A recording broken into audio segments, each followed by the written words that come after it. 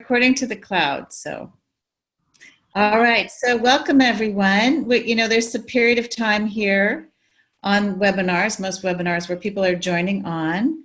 So we'll just take a few minutes now. People can maybe chime in and say what their names are. Unmute yourself if you know how. If not, you can raise your hand if I can see you and I can unmute you. You're at Light on the Horizon, which is Fridays for Earth webinars. With Freedom Thinking, Chantal Burns of Conscious Leadership School, and Freedom Thinking is Dave Elleray and Jenny Anderson. And for me, they're right there in the middle. So would anyone like to introduce themselves quickly and say maybe where they're coming from, whether they're coming from the Three Principles world or Extinction Rebellion or Deep Adaptation or whatever, or other groups?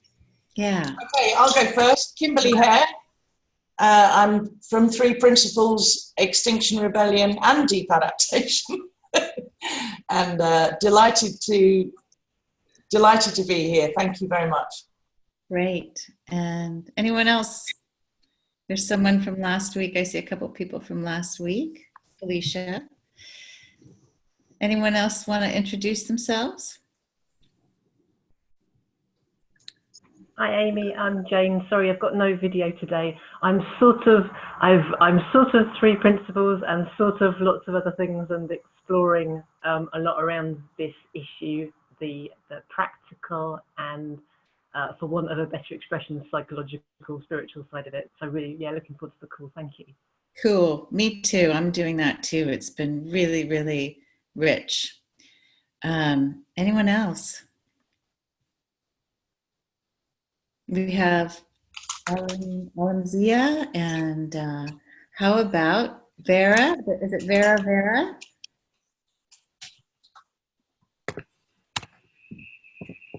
Oh, can't hear you.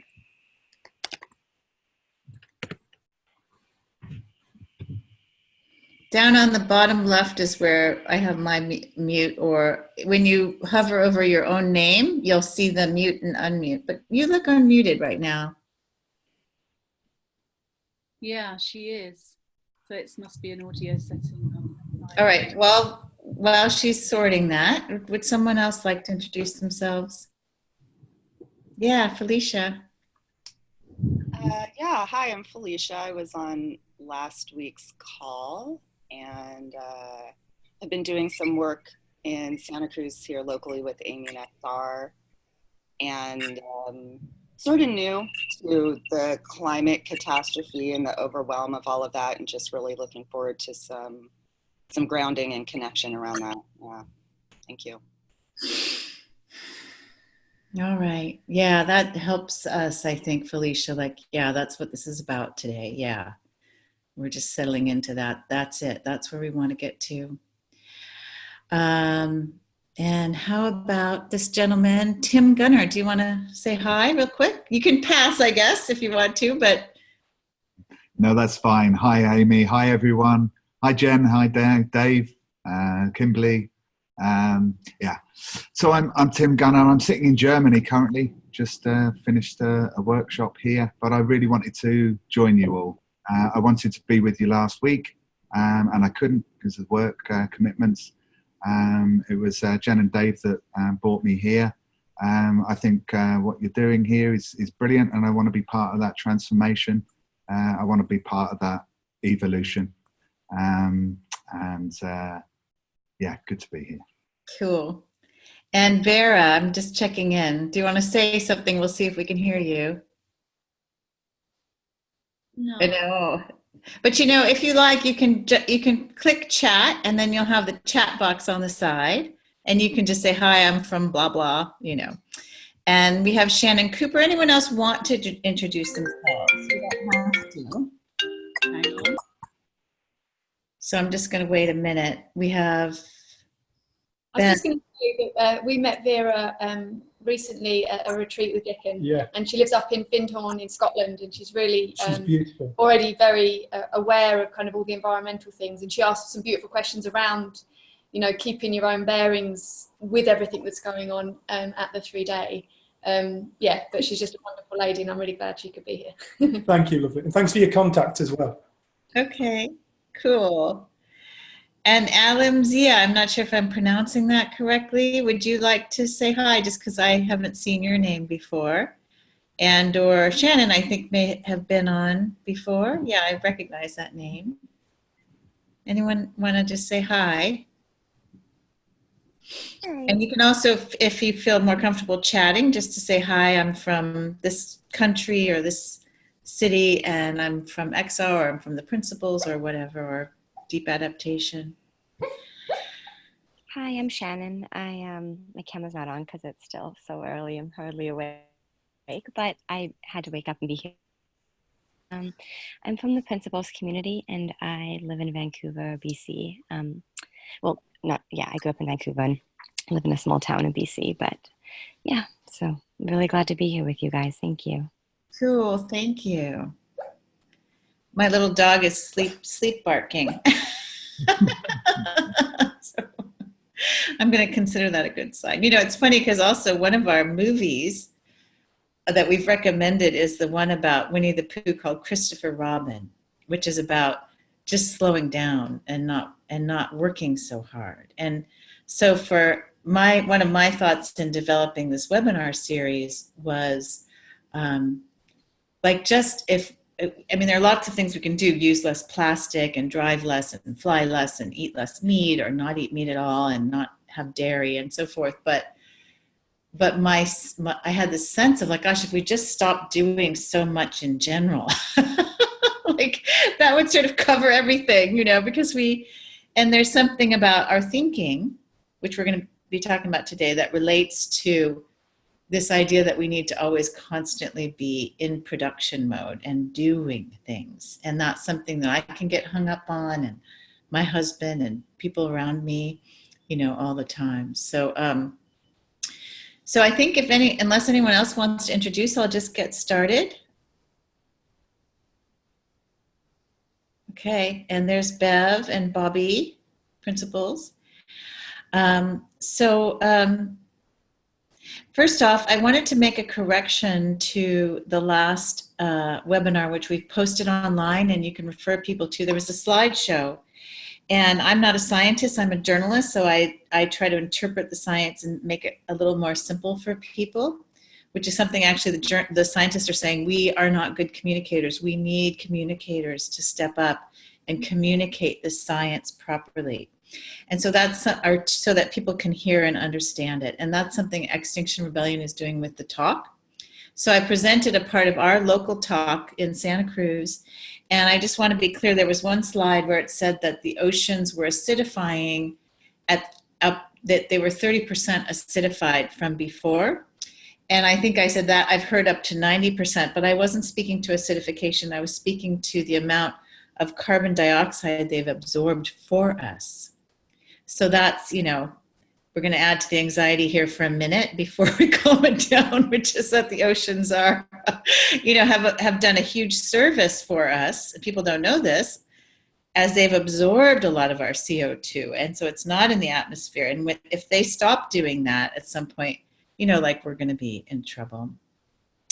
I just wanted to clear that up. The other thing was, there was one slide where it was like I said there were hothouse periods and ice age periods, and I don't know if the right term is hothouse or just warming periods on that slide. So I'm just correcting that, because I went back and listened and I thought, oh, I'm not sure if that was correct, and I'm going to go back and do some more research so I can get totally up to speed. And otherwise, the topic for today is, and also just to introduce the series, that one of the thoughts about Fridays, and we know it's difficult for people to join on at 5 p.m., but we're hoping that it's going to be this relaxing thing, you know, this thing that helps us calm down and to settle into being present, being ourselves, being at our creative best, or just accepting the tiredness or the whatever we're in, like just really surrendering to whatever's happening, which is a kind of relaxing. Even in the midst of anxiety, there can be a surrender to the anxiety itself, or the anger, or whatever it is. It's just when we surrender, it's like we bring our thinking down a couple notches. So So having said all that, the title for this, so what I'm trying to say is there's a structure to this that we're hoping people might take advantage of, and no one has to, which is that Fridays are, we're just suggesting maybe people, as things get a little more push comes to shove, we actually don't go to work. We actually start to strike. That's my idea. I'm not speaking for these other facilitators today, but my idea is I'm just seeing that it may take this kind of action on our parts because this is a huge, when we talk about this ship, this Titanic of the climate and climate crisis, it's a massive, huge, tremendous, global, huge ship that needs to be turned around, right? And we're watching how is that going to happen. One of my insights has been, well, no one's going to do it for us, apparently. So no one's doing it for us. So let's do, right? Or not do. So the topic for today is from climate anxiety and grief to peace of mind and right action. And this is something that I've been living, so it's very dear to my heart. And I think other of the facilitators today can speak to this as well. And I think Kimberly can speak to this very well. I've heard her speak about this. So we're really open to everyone's journeys because we're all on a journey with this. And it doesn't stay stuck. It usually sort of shifts and changes. And we think, oh my God, I'm stuck in this. But then it shifts and changes. So I'd love to hear those stories from people as we move forward. So my job is to first talk about the 3 principles because they were introduced in the last webinar, which is now up at YouTube, which you can watch and has the slideshow on climate. And there was talk about the principles, and at the end someone said, I'd like to know what those principles are. And I think that's important for a 3 principles, / climate crisis group. And some of you are already quite familiar with the principles, so I'm going to try to put it in a nutshell so we can get to the dialogue. It's funny because I just did a radio show yesterday. It was half an hour, and so I had about 3 minutes to do the principles, or 5. So maybe I'll be good at this today. So there are 3 principles that were introduced by a man named Sydney Banks, who was a 9th grade educated welder in British Columbia, Canada. And in the 70s, early 70s, he had a tremendous insight. And he would say that before his insight, he was a pretty insecure person with a lot of what he called problems, marital problems, life problems, insecurities in general, just the sort of the usual stuff. And he went to a workshop on marriage. And there's a whole story about that you can find online. It's a funny story. And he felt so insecure because there were so many professionals there and he was a welder. And so all this insecurity was coming up. And he was talking to a therapist there. And the therapist said, that's the most ridiculous thing I've ever heard, your insecurities. The therapist said to him, it's all in your mind. And in that moment, Sydney Banks had this explosion of insight. It was like it was like from one level of consciousness to something entirely different. One way of seeing reality to something entirely different. And he talks about it as, I discovered the meaning of God. And it's cute because he'll say, that's all. Okay, do tell. So in his very simple way, and I believe Sid's role to play on Earth, he died in 2009 on Memorial Day, the US Memorial Day, was to really simplify spirituality, really simplify it down to bare bones. And what he came up with were these 3 principles. And he'll say, I didn't come up with them as much as they came to me and through me. And I just felt this mandate to share them.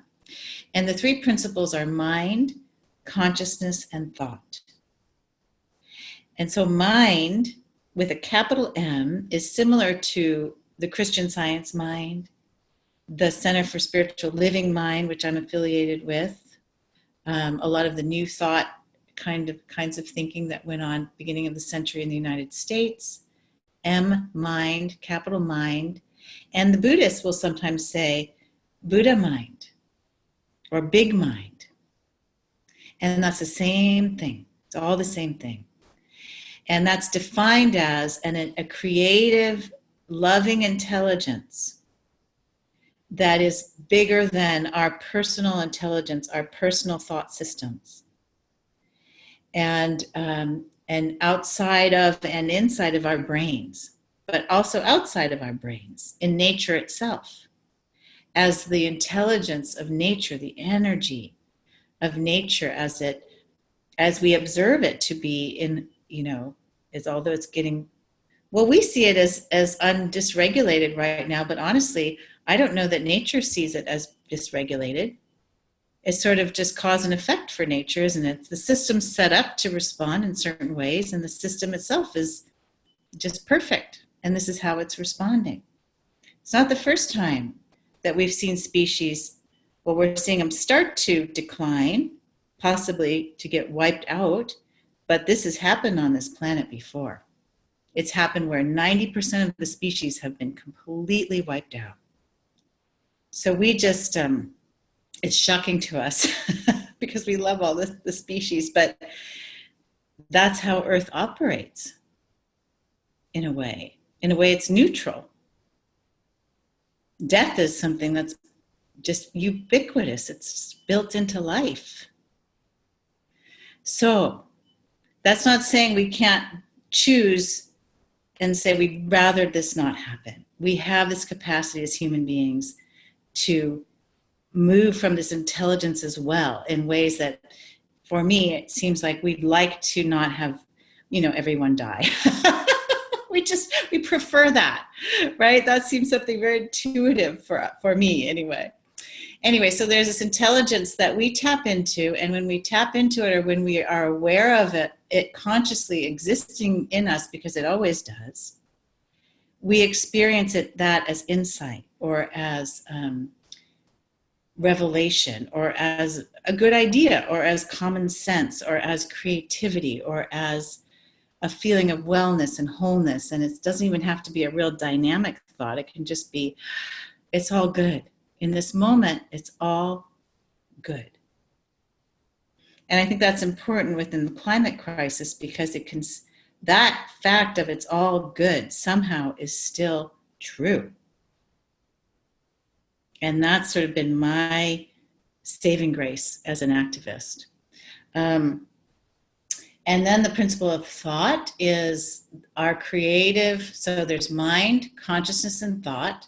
The principle of thought is our capacity to create a reality from a formless energy called thought. We call thought, it's just a word, and create what I call relativity or diversity of thought or just the 10,000 things, right? Like we can think an angry thought, a sad thought, a happy thought, a loving thought, a distressed thought, it's everything. It's our interpretations of life. It's our core belief systems. It's our programming from the past. It's our capacity to have insight. Thought is just, and this is so simple, it's sometimes difficult for people who come from more complicated systems of psychology or spirituality. Like we're just saying, like we're always in thought. Always, always. And without thought, we would have no experience at all. So we're always creating our own personal realities from the inside out via thought. So if I'm distressed in 1 minute and then hanging out with my children and loving them in the next minute, it's a change of thought. It's a change of thought. The outside hasn't changed. Husbands and spouses, that's very telling because sometimes I'm so in love with my spouse and sometimes I'm like, "Argh!" And the spouse hasn't changed. And so our challenge on this call is to get, even including for me, that the crisis is the same. It is a crisis. We can call it a crisis. Let's say actually it's just a word, but this challenge. And yet our thinking about it changes. And so our experience of it changes. And then the third principle is consciousness. And consciousness is our capacity to experience our thoughts via our five senses. And what that means, people get confused about emotions and thoughts. We would say that from this paradigm, and it's also Buddhist paradigm, and it's also in other Byron Katie, paradigms and so forth, a thought creates a whole experience, a biochemical bodily experience. And so there's like a cascade of chemistry that happens when we think a thought. And if it's a neutral thought for us without a big charge, it just won't feel like much. But if it's like, oh my God, I feel threatened. And this is what people talk about, the reptilian brain, that it activates for like small things. Someone does something, it reminds us of something in our childhood that was really scary. And all of a sudden it's like we're about to, like someone's going to kill us. That's how we feel. The reality isn't that someone's going to kill us. It's just that we have this intense thought that we feel so threatened. And the whole body will react. The body will, the palms will sweat, or the heart will palpitate, or whatever, or anger can create also the same kinds of, high blood pressure. And love, and this has been shown in, sort of holistic medicine and more increasingly in traditional medicine, that when we are in a state of equilibrium in our thinking, we actually promote good health in our bodies. So there's an instantaneous thought, feeling, body connection, that as our thoughts change, the whole system changes. And so this is something we'll be talking about as we go along, that we can notice and be objective about our thoughts and not follow. It's like a train pulls into the station. It's a thought. There it is. Oh my God, it's huge. It's intense. It's whatever. And we'll have these moments of choice, apparent choice, I say, where we can get on the train and ride it all the way to the end of the tracks, or we can say, you know what, like I don't need to get on that train. Or we get on the train, we're on the train, and we're still remembering, well, this is just a train of thought. It's not a real train, it's not a real thing, it's just my thinking, it's an illusion in the moment.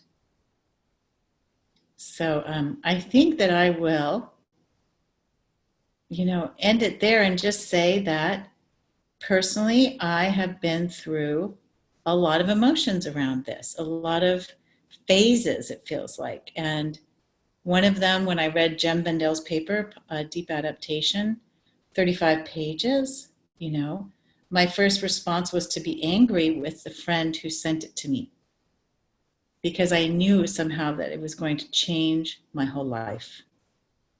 And it was like, this is happening a lot around climate. I didn't want to deal with it.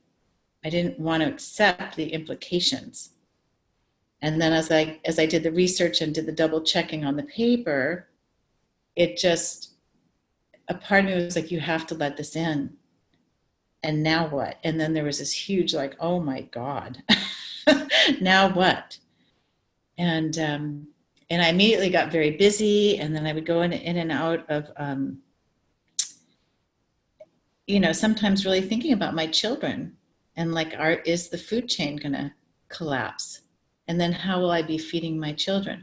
Or am I doing the right thing, being in Extinction Rebellion, trying to mitigate this disaster? Or should I, like a lot of people in the positive deep adaptation groups, get a homestead and, start canning fruits and things, like get ready, protect myself and my family? Really, a lot of people are doing that right now. They're protecting themselves and their families. And I've just been able to negotiate that with the principals in terms of my feeling about, I've talked to my husband, should we go get a homestead? Like, that would be fun. I mean, I could be into that. And then I'm like, oh my God, I'm 51. I'm not going to be a farmer. I can't raise pigs and things. I mean, for God's sakes.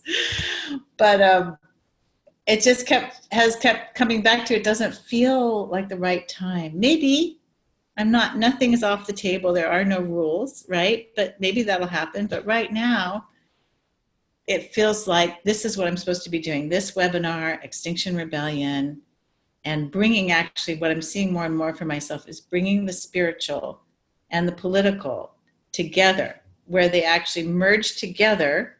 And in some cases where these two communities actually just have communication so that there's influence.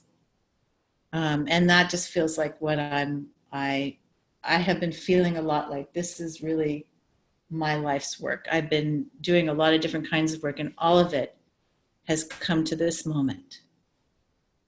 And I don't even know what that looks like next week. But I know that for today, I feel very alive. And I'm noticing that I'm just getting meetings with people like City Council and the Wisdom Council. Everything's sort of coming together, and like jigsaw puzzle pieces are falling into place. And I do go through anxiety. I actually, not so much lately, but I think a few weeks ago, I think I was like just thinking too much. I was looking at the science too much. The science is not happy right now. And so I think I just decided, well, that's not helpful. So I'm going to put that aside. I know what's happening. I don't need to keep looking at it every day. You know, it's enough. Time to get moving. And that has felt better, you know. And so in my best moments, and which have been quite a lot lately, it just feels like, wow, these challenges are arising, personality conflicts, all kinds of stuff. And it's like, my life is so interesting and fascinating. And it's so, in some ways, amazing right now. It's like, wow. I think I said on the radio show, I haven't been bored for 5 minutes since the 2016 election. But just recently has it all kind of felt more like a flow. Yeah, so that's me, and I'm gonna be quiet now and see if the other facilitators would like to share. I know Kimberly has a great story about the anxiety feeling, which would be wonderful to hear, and like that.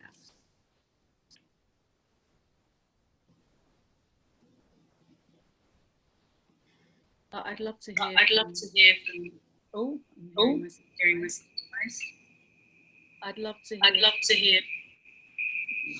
Sorry, I'm getting a lot of feedback. I would love to hear from Kim, and I also would love for Dave and Jen to share if they want, and anyone else. I'm feeling really quiet right now, and so I just want to listen, but I'd love to hear Kim. I'd love to hear Dave and Jen and anyone else. So that's me, okay? Okay, well, I'll go for a little bit, and I'm conscious of the time and wanting to kind of bring everybody in. But thank you, and very much like Amy, it's been a complete roller coaster for me. And it's so funny because I'm so late to this party, I know that, and there's been some shame about that. This all started for me only on the 2nd of June this year, so it's like really short. But since then, I mean, oh God, human emotion possible. And my normal reaction, my normal stance with things is to move quite quickly to action. And so I've done a lot of that. Had many conversations with all sorts of people. Yesterday, I had an hour's meeting with my local member of parliament, which was fascinating because I kind of went in. I'm not a Conservative and he's a staunch Tory, and I kind of went in expecting him to fob me off, but actually he was delightful and real, and he's asked me to write his next newsletter about this to send out to all of his constituents. So that was a result. And next week I'm in London rebelling with XR for the summer uprising. And then middle of next week, I go off to spend 4 days with Jem Bendell on his leadership program. So leadership and beyond, I think he calls it beyond unsustainable development, of course. So I'm really looking forward to that. But yeah, very much as Amy said, I've been through all this roller coaster, but right now I'm feeling like I can actually hold it all. I can hold it all. In like the dark and the light of it, I can hold it all, and I'm feeling very okay with it actually. And and trusting the nudges that I get, trusting the wisdom, and just kind of following. I don't know what it's going to look like, but I know it's going to have a fundamental impact. I mean, I've made all sorts of personal commitments in terms of lifestyle and things, but in many ways, I'm kind of seeing that some of that is quite that's kind of the superficial end. And I wrote a blog, as some of you know, called The Hopium of the Bamboo Toothbrush, where I think that a lot of us kind of do these things because it makes us feel better, and it makes us feel empowered, and it makes us feel like we've got agency. And actually, it's not going to make that much difference. So, but I do feel like many of you have said, that it has to be a spiritual or level of consciousness shift. That's the only thing that I think is going to hack it, because even even XR, who I have a lot of respect and time for, it still for me smacks a bit too much of even though it's peaceful, of blaming and shaming and fear. And the only thing I'm certain of at the moment is that love is the answer. So yeah, I'll stop there.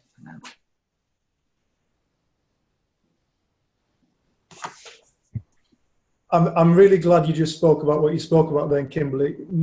Firstly, when Amy said XR, to me, I heard, if you want to join XON. I was thinking, why would you join the world's biggest company? And I couldn't guess. So that was a miscommunication. So thanks for clearing that up. So I'm just speaking. Jen just said she hasn't really got anything at this present moment, but I've usually got a lot to say about something. But no, it was, like I said last week, it was, when Amy mentioned this, this is a topic that's very close to my heart. Not just the climate, in all fairness. My close to my heart is the entirety of life and everything. Our position as beings on this planet, and the beauty of life itself, all life, and the way that humans interact with all life, and the way that humans interact with one another and the planet. It's a real sign of a lost species, in all fairness, the way I see it. The mental health crisis, the wars, the greed, and all these things that are going on the planet. It's a sign of a species so lost in its ego. But I remember when Amy and I first started talking about this alongside Jen and Chantal, I remember, I think it was just the three of us, though, Amy, Jenny and I, having a chat initially. And Amy, I said to her, when I was a kid in the early 80s, I was not even 10 years old. I remember having this absolute fear struck into me when I heard the term global warming and the implications that I might see throughout my lifetime. I was only a small child. And I remember having these, when people describe hell and they describe the burning flames of hell, I think I know what they mean. My skin felt on fire with stress as it felt like it didn't fit my body anymore, because there was just this fear coursing through me. And I remember, I think I had close to a year of chronic suffering where I wouldn't sleep. And that was something I kind of carried with me right through, throughout my life, was this fear about the environment and what we're doing to this planet. So when this was offered up, it was something that was very close to my heart. But since coming across the principles and waking up, it's been a beautiful thing. It really has. It's been a really beautiful thing. A lot of those fears have kind of, it's not to say that I don't still have my concerns, but my come from is very different when it comes to looking at the environment, when it comes to looking at at all situations, not just the environment, all situations, but this conversation is about the environment. And so my come from is a very different place. I still get caught up. I still get lost in future predictions and the idea that somehow we in the present moment know what the world will look like in, say, 40, 50 years' time. That was one of the one of the things that brings me back to sanity over and over again is this fact that we do not know. Okay, this isn't to say that we shouldn't look at data and recognize its potential, but we must bear in mind that we do not know. This planet is a phenomenal organism, and it has coped with all kinds of things. So that is one of the things that I regularly come back to within myself when I do get lost, because what I generally find I'm getting lost in is some kind of future prediction, some kind of future scenario prediction that I am envisaging, or perhaps I've listened to and it's somebody else's future envisaged scenario that I've kind of taken on. But coming back to the simple fact, we don't know. But there is something that I do know that is useful for all people and ultimately the planet. And it became really, really apparent one time when Jen and I were walking down a beach in Cape Town when we were doing some work in South Africa. And I was walking up this beautiful beach. It was a fantastic beach, and the sun was setting behind Robben Island, and the lights of Cape Town were just coming on at the bottom of Table Mountain. It was a truly beautiful, beautiful sight. But that for an hour, I couldn't see it. I was walking up the beach and I was kicking the plastics, and there was these tiny little beads just like that, just strewn. You could see where each tide had brought a load in and then receded. There was just this tide line of microplastics, and I was these fucking plastics kicking it about, and in a really foul mood. And it was after about an hour of that Jenny, I think she'd just about had enough of me bringing a right dampener to the evening. And she just said to me, "Davey, are you honestly still looking at the plastic?" And it was in that moment I just lifted up my head, and I got to bear witness to the real beauty that was present in that moment. Something that I have spent an awful lot of my time not actually bearing witness to, the beauty that is all around us now. And in that moment of seeing that beauty, an insight just hit me. It hit me so hard. And the insight was simply, if you want to help the environment, you want to help this planet, you have to help humanity wake up. The only way it'll do it. That's the only way that we can help this planet, is to reconnect humanity back into its rightful place. Reconnect human beings with who they truly are, and then reconnect humanity back into its place in the natural world. Reconnect humanity as being, it is not separate to nature, it is nature. It isn't something that is top dog. It isn't something that is top of the food chain. A virus will wipe us out in a moment. We're not top of the food chain. We've just got on our high horse and we've thought that we're something that we're not. And that ultimately will come round and will bite us on our backside at some point. So I know that the title of this thing is, I know it is because I'm just about to read it, is From Climate Grief and Anxiety to Peace of Mind and Wise Action. And I think it's a beautiful title. For myself, the suffering that was created through the fear of climate catastrophe, through the fear of hearing the amount of trees that are cut down each day, through the whales that are getting caught up in the fishing nets and all this stuff. This stuff kind of weighs heavy on my heart. But there is this thing that I think pretty much everybody here is aware of, called the three principles, and ultimately what the principles are a metaphor for, to start to look within ourselves and find this place that is ultimately untouchable. Behind our egos and concepts of what is possible, what is impossible, there is this force that it's unseeable by our intellect, it's unseeable by on our day-to-day lives, but it is truly within our consciousness. It is the heart of our consciousness.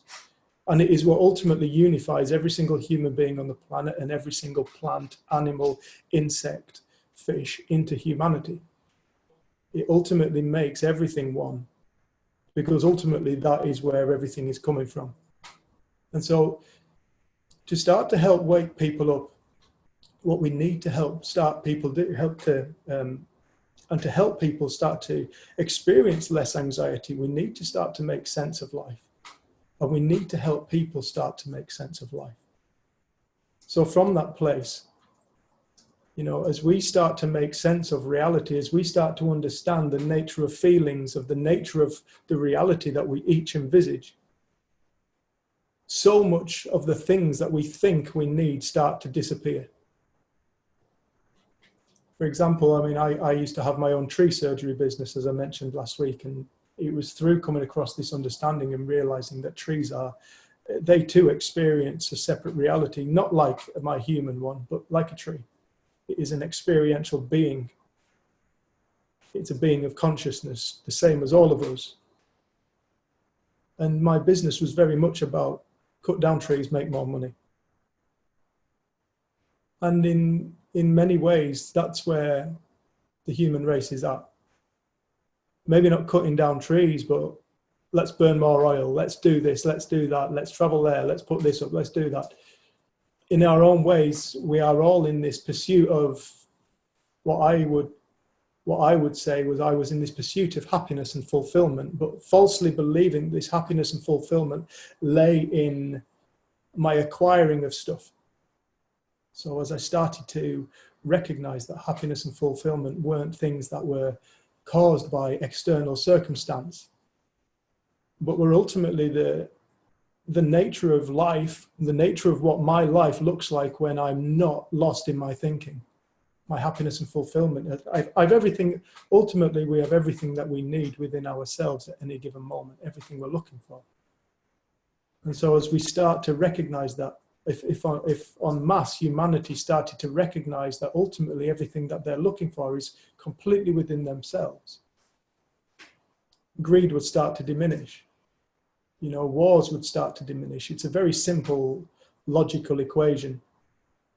When we were in South Africa, I think I might have mentioned this last week, but when we were in South Africa, we went to a soup kitchen where there were 300 homeless people. And we walked out with one of our friends, and she said, the problem that South Africa faces is too big. Look at it. Look at the scale of the problem. This is just a fraction of the homeless people in Cape Town.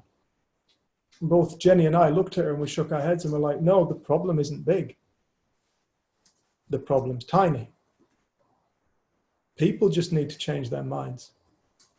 And as people start to see each other differently, South Africa will change. It will have to change in accordance to the way that they start to see one another. And I feel like it's the same thing with the rest of the world, with the climate. As people's thinking start to change, the world will change in accordance. People's behavior, people's actions will change as people start to wake up. And this is why I strongly believe that the only way that this world will change is through a change in consciousness, which is where this conversation is absolutely foundational. It's absolutely key. It will help keep people in love. It will help keep people on track, and it will unite. Yes, and a united world is a far more productive thing than people fighting on their own. No, I was just going to say, because I know that through learning the principles, one of the things that changes is I think we go from being judgmental and angry in other people, and we start to see that we live in that same misunderstanding and to different degrees. And I think it breeds compassion and love and understanding and all those things that the world needs. And I hadn't realized that it would be through reconnecting with myself through the principles that would happen. So one of the things that you spoke about is like the amount of anxiety around what's happening in the world. And I always remember in the 80s, a lot of the stuff to do with Live Aid and all of those things, and how much panic I had about the world and what was going to happen, and how much kind of hate and judgment and blame I had for other people. And I feel like the principles brings us back to ourselves, and we gain understanding and all of those things that the world needs. But it then, I don't know, I didn't realize that it applies to everything. And like when you were speaking, I was like, there's one problem that we're facing, and that's our false split from nature, the false split between thinking there's something outside that we need to be okay, and it feels like there is that one problem, there's this one solution, and that we're all looking at that, and there's this conversation happening. So I'm just really grateful to be part of it and see the people on and listen, and we really want to hear from people today. Yeah. So like Chantal said, I'd love to just sit back and listen to people who want to share and have questions or anything like that.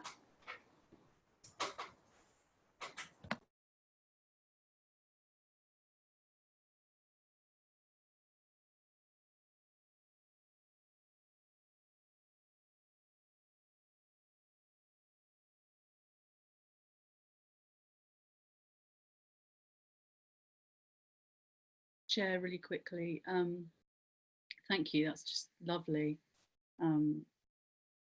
Just lovely to be in a space of connection like this and in this conversation.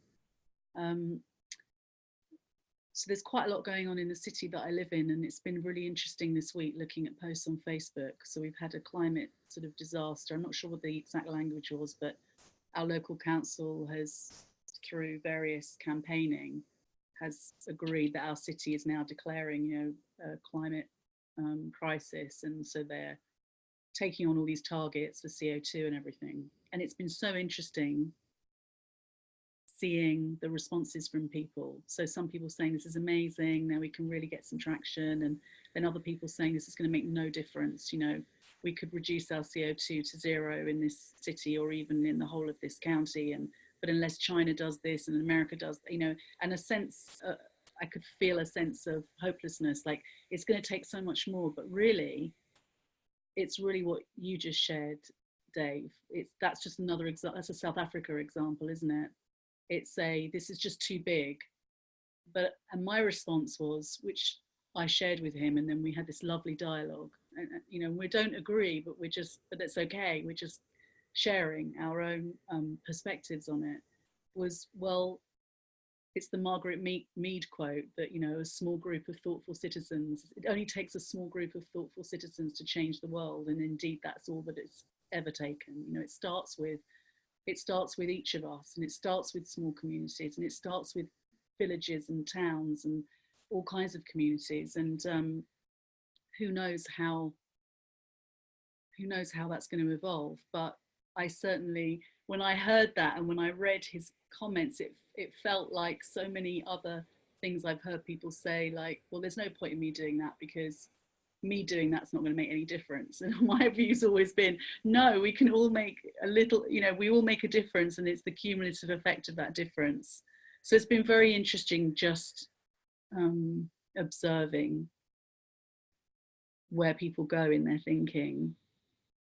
I'm sitting there thinking, we've got this fantastic result in our city, in our county, and isn't this good news? And other people are sitting there saying, oh, this is going to make no difference whatsoever, and why even bother? And the council should spend time cleaning our roads rather than talking about climate crisis. It's like, it's so interesting to me. And again, just a demonstration of the power of the mind and the role of thought and the nature of thought in our moment-to-moment experience and where it takes us. And I feel very, very hopeful. I feel very hopeful. The fact that there are these kinds of conversations happening, and that there are so many people around me who seem to care so much and want to make changes, and that, you know, like Kim, you know, I consider myself being very late to the party and very late to this conversation. But it's not about that. I don't know if it's about being late. It's just that we just all wake up to things when we wake up to things, and then it becomes part of our consciousness, and then we start to respond to that calling. And I guess conversations like this and these kinds of communities, and all of the wonderful communities that are springing up everywhere, are all going to be part of the solution somehow. I don't know how, but I just feel a sense of momentum building, and I feel very hopeful for that. I feel really hopeful for that. And the thing that I am really, really clear about, just as you shared, Dave, and I think as many of us in the sort of Three Principles community feel, that the only thing that's going to really get traction is people acting from a place of sanity, you know, from a place of perspective.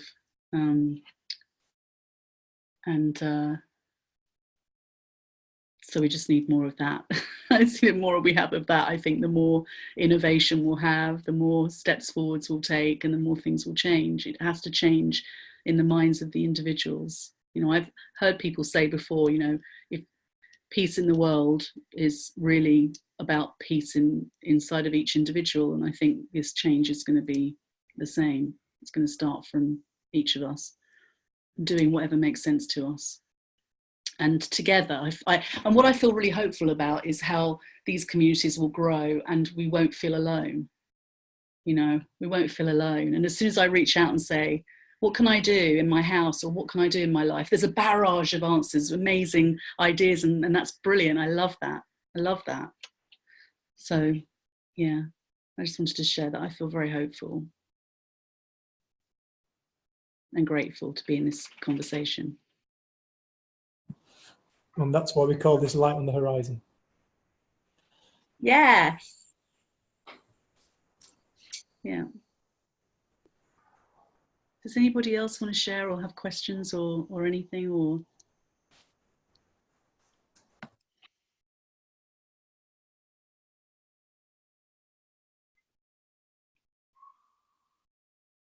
Oh.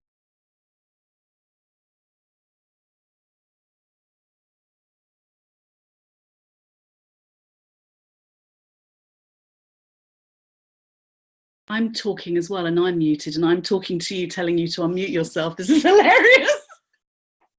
I'm going to unmute. Okay, here I am. I realized that I was muted. Okay, that's hilarious. Let me just mute myself. I just wanted to see if there was anyone who has not been around the principles or has been, but any questions, you know, objections, or, you know, that's a load of rubbish or whatever, because we're really here to be of service to your questions, or if you have something you'd like to share. And I'll mute myself again and see.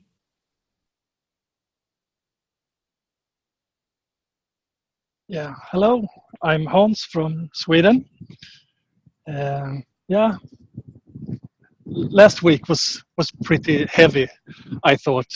I don't like to hear too much about all the crisis things, and I still want to do good stuff with the environment, but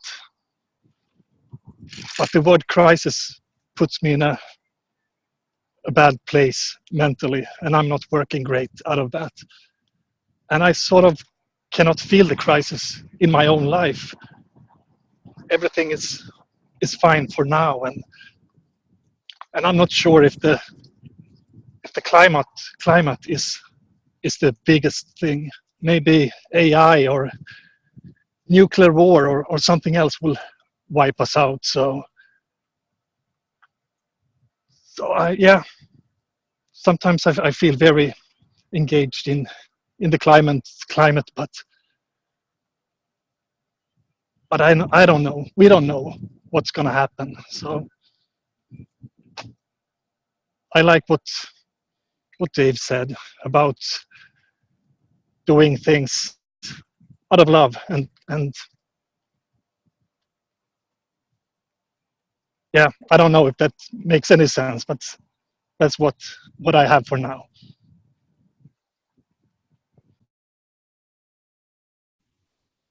Thank you, Hans. Anyone else? I mean, I had some thoughts about speaking to that, but I might rather hear from someone else, actually. Yeah, I can, Amy.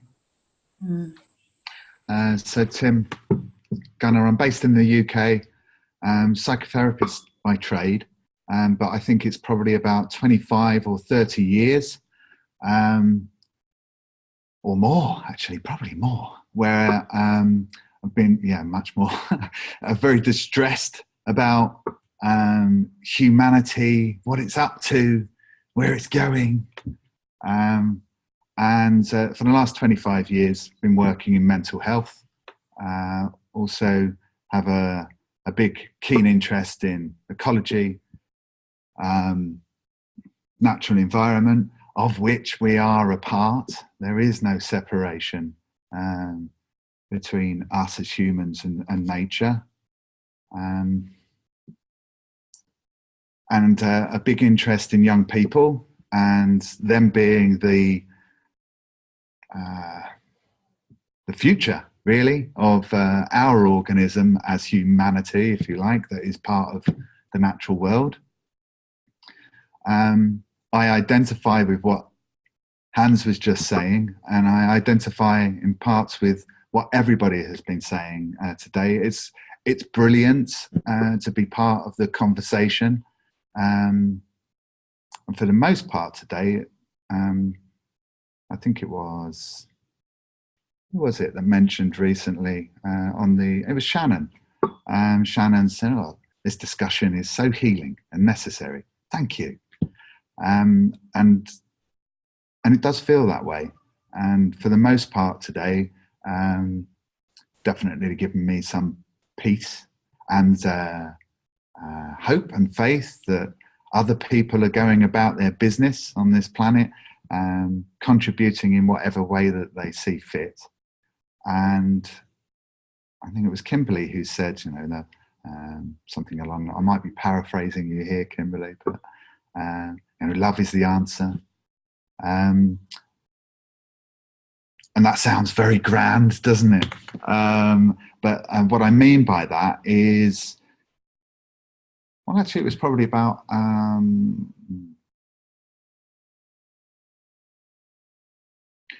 6 or 7 years ago that I woke up to the fact that actually that's all you need to do, Tim. In all the work that I've done, so I've done some activism along my life as a younger person, as an adult. I've been involved with projects. I've tried to affect change. I run a business of transformation, coach, consultant, psychotherapist. It's all about change. And a long time ago, about 6 or 7 years ago, I woke up to the fact that actually all you need to do is love yourself and love others and do what makes sense to you. And I love what you were talking about earlier, Amy, about finding your yes and finding the stuff that makes sense to you, because I identify with what Hans is saying, and sometimes it just, sometimes some words trigger us in some way and we think, well, is there really a crisis? Is there really climate change? I don't feel that in my life. And then other days I'm like, oh my God, what's happening on planet Earth? Seriously, people, wake up. And actually all of those things have happened through this conversation that we're having. However, a little bit of knowledge, a little bit of a self-inquiry, a little bit of help of these things that we're all talking about around understanding some principles of life, holds it together and gives me a background piece and leveling that makes everything okay. And I'm just able to take some actions or do some things or be all right not doing anything, actually. And going through the ups and downs of feeling the need to get some local action going or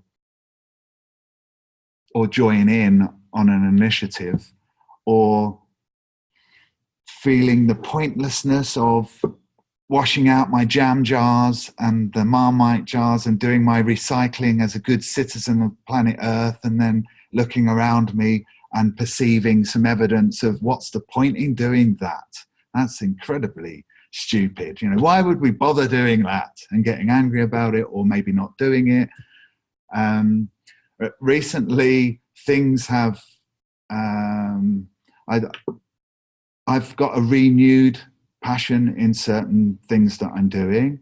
And actually that's how I reconnected with Jen and got acquainted with Dave recently, because I'm doing some work with young people around natural environment and taking people out in the woods doing stuff.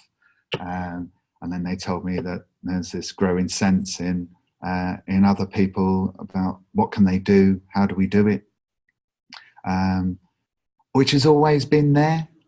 I think it's always been there, and it always will be there. And even if humans disappear from planet Earth, I'd be all right with that. I actually want to be part of the evolution of and transformation of change, so that we grow in self-awareness and compassion and connection with each other, so that we don't kill ourselves as humanity. So I was just distracted because out of the window, a green woodpecker just laughed. I know it was a green woodpecker because I know it's cool. I wonder where that's sat, because I'm in an industrial estate. Anyway, very distracted because it distracted me now. What was I? So yes, so I've reconnected with what makes sense to me. Where's my passion? Where's my yes? And decided that there's a certain things that I would like to do. So in Herefordshire, there's some rewilding programs going on. There's lots of youth programs that are looking at environment and trying to train the next generation up for whatever impact they have, if there's a planet left. And let's just see where it goes, eh? I'm on board. And I'm not really attached to any outcome, which is different to how it used to be. And I still get caught up with being angry about it, despondent about it, or not bothered about it. And then I'll have moments where I'm really bothered about it, really grieving about planet Earth and humanity, because humanity is amazing. We are up to some really amazing things. And so therefore, whatever people come up with, whatever they do, which is a force for good or positivity or constructive change in my mind, then that's great. And if we destroy ourselves, then hey ho, it's good fun, eh? And I'll stop now. Thanks, Tim. I just want, if you don't mind, I was just wanting to say something, a couple of things. One of them was about a bit of response to Hans. And I think it is this. It can seem really overwhelming. You know, it's like we can hear these words or whatever, or we can read this thing and get really overwhelmed. And I think first and foremost, I think understanding it's all right to feel overwhelmed. You know, it's not that there's anything wrong, but it's also not a clear indication that what you are envisaging is true. I think to start to really gain a respect for that.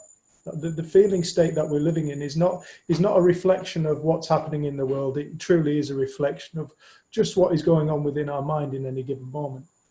And it reminded me of a girl that we worked with in South Africa,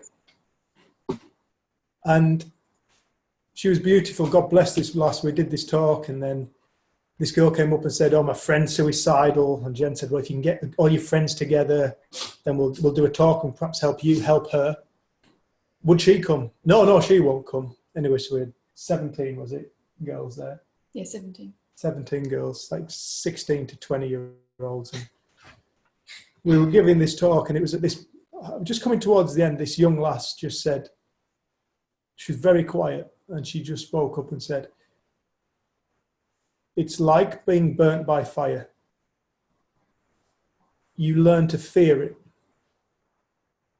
But when you fear it, you never get to experience its warmth that it can bring you." And she was talking about her own mind. It's like being burnt by fire. You say it because you're better than me. That's what she said. Yeah, was it? It's like being burnt by fire. But when you're burnt, you learn to fear it. And therefore, you never get to experience its warmth. And we were like, wow, beautiful. Thank you for saying that. Thank you so much. And it turns out this was the suicidal girl who'd attempted suicide quite recently, just before that. And we speak to her, we kept in contact with her, and we haven't kept in contact with her because we think she needs help. We've kept in contact with her because she is just a beautiful human being to talk to. She's 16 years old now. And she was at school not so long ago, and she said, we had this conversation about worry at school. She said, and the whole topic was about worry. And she said, everybody in the class, she said, can you believe that everybody in the class was saying that when you are worrying, you are showing you care, therefore you must worry. She said, can you believe I was the only person saying, no, to show you care, you do not need to worry. And she was saying, I was explaining to them, you know, when you are in worry, you feel crippled. When you are in worry, you feel helpless, you feel powerless. She said, I don't worry like I used to. She said, but I did used to think that if I really wanted to show I cared, then I must worry. And she said, but since coming across what the 3 principles have been introduced to, how she said, I don't understand the principles, they understand me, is how she describes it. She said, since she's kind of been introduced to herself, she said, I find myself worrying less, knowing what to do more often, being more proactive. I'm more useful to people around me. This was in a social circle. She was saying, I'm more useful to people around me when I'm not lost in that, when I'm not lost in my feeling states. And I feel like that too is a really useful thing, a really useful thing that she realized for herself when it does come to the environment.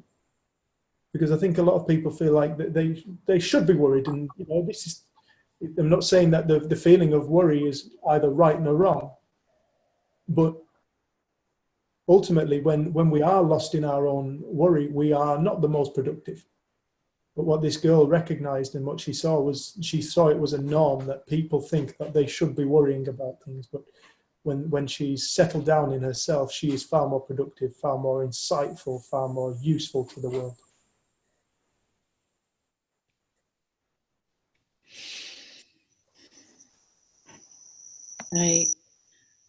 If it's all right, I'd like to share a couple of things that have occurred to me. And I don't say this as a teacher or anything, just really ideas that, because I trust this group, you know, and I'm curious what other people think.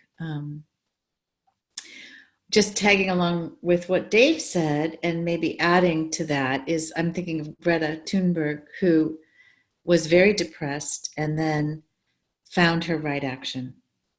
You know, like she wasn't speaking, and then she started the school strikes, and then she's become sort of, you know, of course, globally famous now, but she was able to find her well-being, you know, and that's interesting to me because it wasn't like she found her well-being first. It was like there was something kind of moving her to act.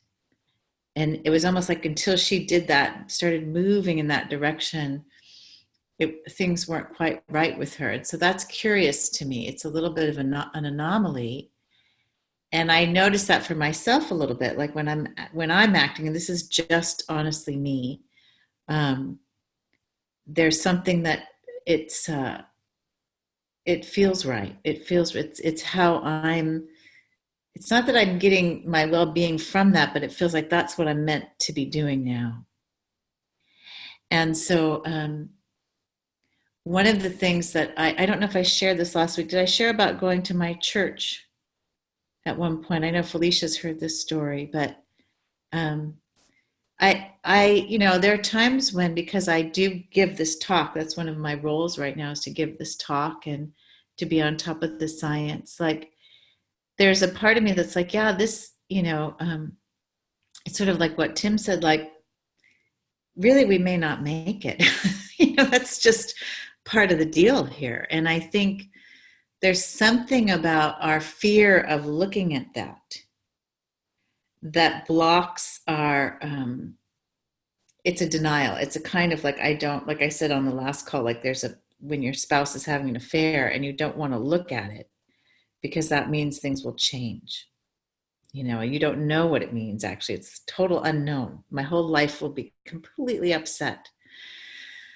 So I'm just going to share this, and I'm interested to hear what people think. But, you know, I have moments I just want to really acknowledge. I've had them, less so in the last couple of weeks, but before that, like, just like, wow, like I need some support. Me personally, I need support. So I went to my church. And I'm sitting there in church, and this is the Center for Spiritual Living, which is really quite principles based in a way. They just have a little more ritual around stuff, but it's mind, consciousness, and thought, frankly. And I mean, they use those words; those are their principles too. And there was a lot of talk about there was some talk about politics and activism, but it was really, it just was so, and joy. And I woke up in the morning, and the birds were chirping, and I'm feeling joy, and I get all of that, and yet there was something about it that I couldn't quite trust, and I ended up bursting into tears and trying to hold it together, and finally having a talk with the minister, the spiritual director, who saw me. And I just let loose. I said, what is going on? Like, are you guys going to do anything about anything? Are you going to do anything about the migrants? Are we going to talk about that? Are we going to talk about climate? Are we going to do anything? It just feels like we're just in this like la la land of lovey-dovey, we're just going to pretend like nothing's happening. And so my message to her was like, if you understand what's happening, fully, and your response then is from your right action, to continue the services this way. And I'm not saying all services should be about climate. I'm just saying there's a sense of being in a bubble about things. And I said, all I want is to know with you as someone who can help me in my spiritual path, which is why I come to a spiritual community. I want to know that people are not in denial. Like, I want to know that people have faced the facts with me, and that's something that that when I say I'm speaking into this world and I'm speaking into that world, it's like, yeah, if spiritual healers and teachers have faced the facts and then they're able to come back and be of service, there's something very trustworthy about that for me. I had this beautiful conversation with Russell, my friend Russell, who was saying that, the healers need to stand strong and not be pulled into political activism. And he was sort of making it sound like political activism was wrong. And then on my side, I was like, well, just being over there, just standing over there being a healer is wrong. That was my opinion for a while. Like that's not okay. The planet is burning down. Like, do fucking something, like you don't just get to sit there and meditate. And then we had this beautiful conversation, and we sort of realized together, like, the thing is to really respect those two positions, really respect them. And he articulated for me, you want to feel like you can trust the healers, that they are not like, oh, I can't look, but that they've gone through their own process of like, okay, that's happening. And I still am finding I'm still coming from my peace of mind and my grounding. Like, that's trustworthy to me. And I'm not knowing if that's making total sense or if I'm articulating that clearly, but that's something that I want to bring, that message that we need those healers who really understand what's happening, but also are coming from, and it's okay. And the other thought about the great okayness around that is that I've had these thoughts about the interconnectedness of everything and everything being one. Like, really, any chemical we've created, any plastic, any machinery, any excavation technique, anything that we've done, it's all come from Earth. There's nowhere else it could come from, except maybe a meteor that came from outer space. That's still nature. So it's just that we've combined nature in different ways that seem to maybe not be good for some parts of, the ecosystem, but it's still all part of this one thing. And that's kind of an interesting thought to me. And then someone said, I think it was out of the 3 principles, there's a discussion group called 3 Principles in the Climate Crisis that Kimberley started after her first webinar, and she's doing webinars too.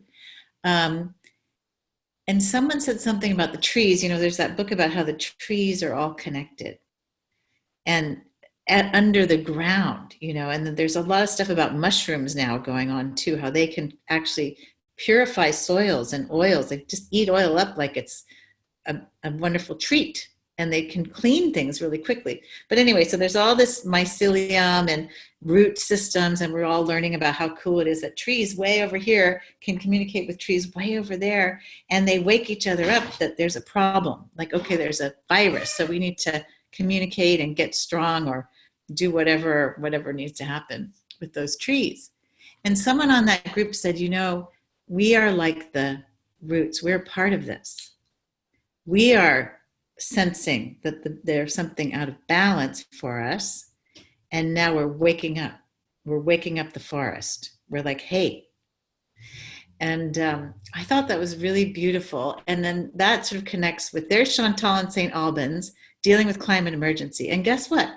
Here in Santa Cruz, how many 5,000 miles away, we're actually working on the same thing. And how many other cities and how many other people part of this root system are starting to move? Even China, we don't know. You know, there is a Greta in China right now. And I think, wait a second, we don't say China over here, there's a big wall between us and China. There's not. There's a huge amount of communication with China and with India through industry and through tourism and through it's like we're connected. There's not this block called China that's not going to get the information because we're all connected. So it's just cool to think, Chantal, you were saying, well, people were saying, what's that going to do? Well, hey, Amy Chen Mills over here is working with her city council, not just climate emergency, but what are we going to do about it? What are the next steps? We're pushing for that too. And if we're all doing that, you know, we'll see. So anyway, I'm open to thoughts and opinions about that or anything. I just wanted to share with this particular group.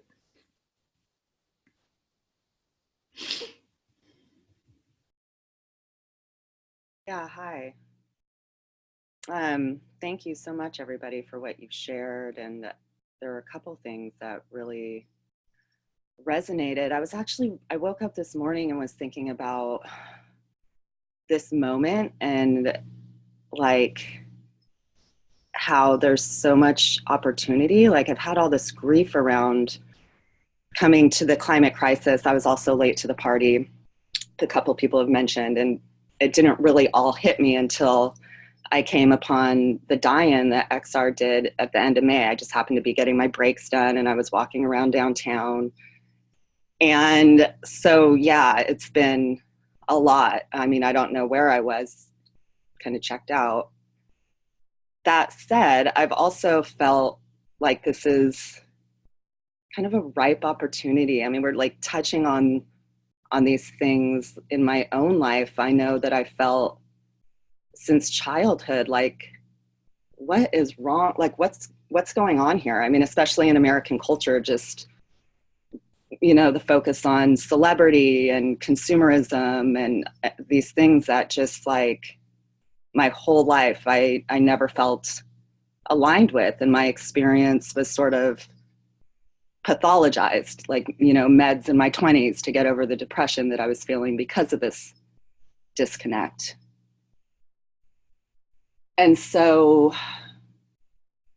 it's almost like, I mean, this isn't how I really want to frame it, but like this morning I was kind of like, you know, my discontent is in a sense like validated. Like now I'm kind of seeing that, you know, being unwell in kind of an unwell system, like, of course, you know. And so what we're coming to now is this chance, like Dave said, you know, like kind of what happened to humanity? Like what, like the otherness that we've cultivated, the ego, the lack of connection, all these things that we can start like maybe really addressing in this moment, you know, that we're not separate from each other, from nature, from our true core, our true divinity. And I guess I have a question about the three principles,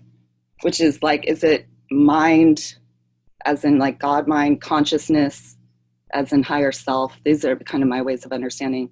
And then thought, is it like for, you know, kind of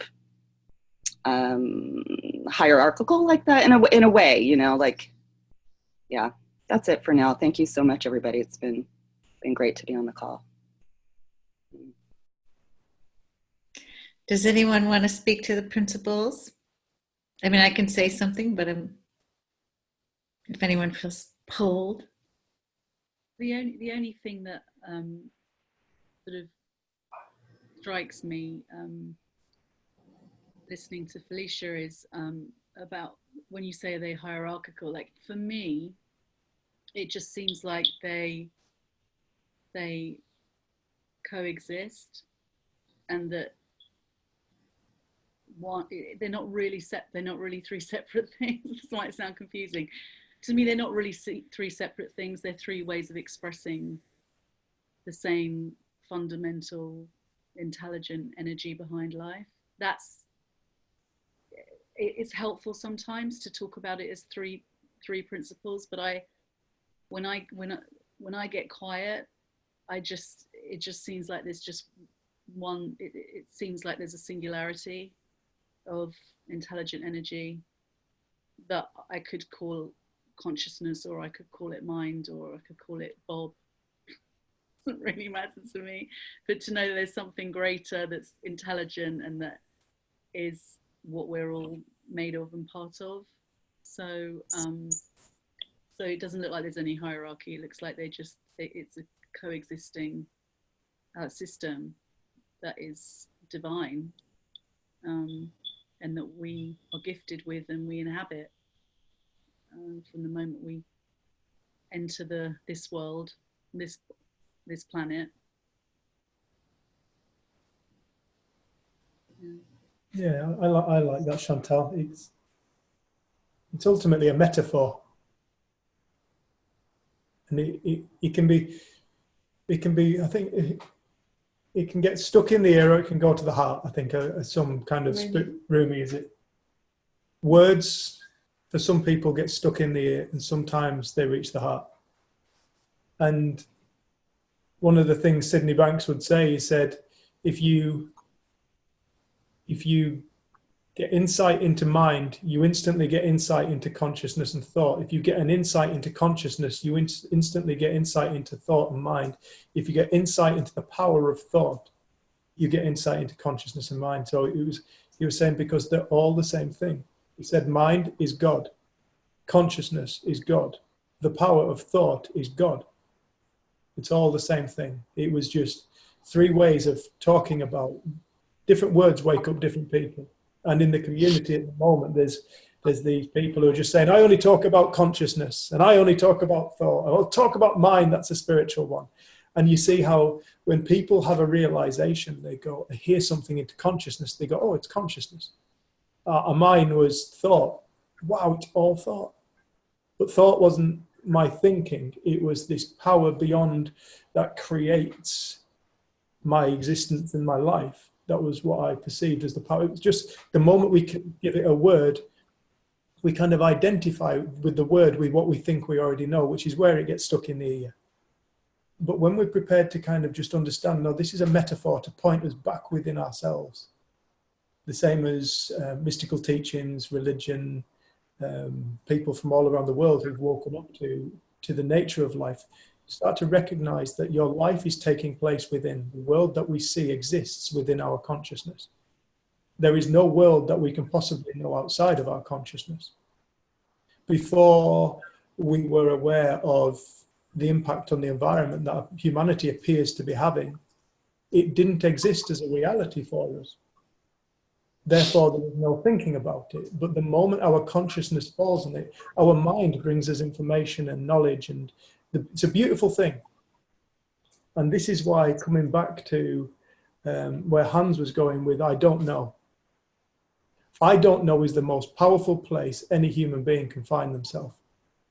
They're not in a position of arrogance and thinking that they know something. They're not in a position of some ego overrunning and running the show. But they're in this position of openness where they can listen, and where they can not only listen to one another and other people and take on new information that's coming out, but they can also have access to this phenomenal gift that every single living being has. And it's this power for insight, where new information courses through our being in a moment where we suddenly, something just makes sense, that it doesn't come from our intellect, but it comes from a divine source of knowledge that ultimately everything is, because we are that too. And so this is why, as Chantal was saying, as she gets quiet and she feels that connection, it's like there isn't the intellect trying to figure everything out, but in that moment of quiet, that is where new inspiration, new ideas are born, and we can hear. We start to be able to hear at a deeper level and gain new insight and new learning, and new opportunities arise. And it's through that things stop looking impossible. And you realize that the future is a complete and utter infinite potential. Anything can happen in the future. It's not written. This is why the coming together and the focusing of consciousness on a subject is such a beautiful thing. And one of the things that Sydney Banks said was, I'm just as much use to the world tending to my garden as I am giving a talk to 100 people. Because he knew that him being in his well-being, in a good state of love, is contributing to consciousness as it's all one. And Sid knew that. And that was his message. Find that loving feeling within yourself and then go and act.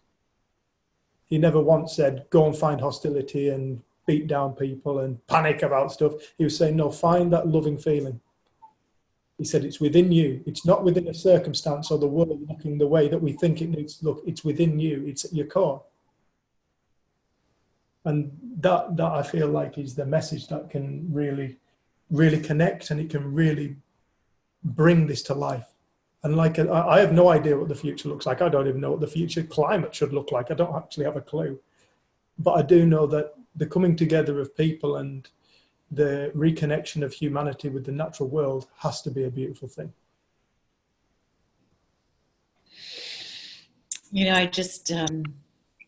I wanted to chime in a little bit about this idea of not being in denial, because I actually think if people need to be in denial at this time, that's fine too. Like, it's like we're offering this webinar and people will come or not come. People will come when they're ready, or there's a way that I just see a way that people process the information and go through something and kind of come out the other end in a more whole state, or in having integrated the information with their wisdom, is all I can say. So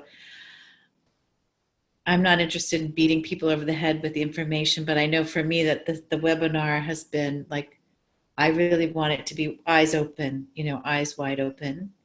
And Hans, I really respect too, that it gets frightening, and it can get frightening for me sometimes, but that Chinese character for crisis, they say it also means opportunity, right? And that's sort of a hackneyed phrase now because everyone says it, but like there's a way of looking at this too as like, wow, like this will bring everyone to a crisis opportunity point, which is, do we really shift and go in? Do we really, like it could really shift people to the spiritual, and to God, sometimes I think, God, wouldn't it be great if we figured out and used all these systems that some really wonderful people have already figured out and developed, which are based on natural systems like forests and permaculture and the mycelium and all these natural systems that know how to purify and clean already. And we maybe stopped having so many kids and the planet population stabilized. Like, what a great feeling it would be to be living on Earth, feeling like we're contributing to the ecosystem, that we are like gardeners instead of, ransackers, like we're gardening and tending, which sort of seems to me that's why we have this consciousness, is to garden and tend to. And so there's that too. I just wanted to throw that in. And we are at the end of the session. So shall we just sign off then? Are we good? Any last thoughts? Yeah, we're good. Hey, Jen, could you stay on just for 5 minutes or so to talk about the YouTube video? And God bless everyone. I feel so grateful. So grateful. Thank you. so Yeah, much. thank you, Amy. Thank you, Chantal. Thank you, Thank everybody you. who's spoken up, and thank you, everybody, for coming. We'll see you on another Friday. Please tell people who could use this. It's free. You know, it's free. What a beautiful way to end a week and move into a weekend as well. It's just, I feel very nourished right now, which is just lovely. So thank you, everyone. Yeah. Thanks. Love Love you guys. Loads of love. Bye. Hello. Shall I go, Amy? You don't need Barbara? me. Do you need I don't me? think so. I just wanted to. Who's editing the videos? Like, who's putting them up now? Is it you or Jen? Well, you've got the video because you recorded it. So you need to You're press. still recording. You're still recording. Still recording. Don't swear. Okay, I'm going to stop that, and I hope my cloud will handle it. Yes.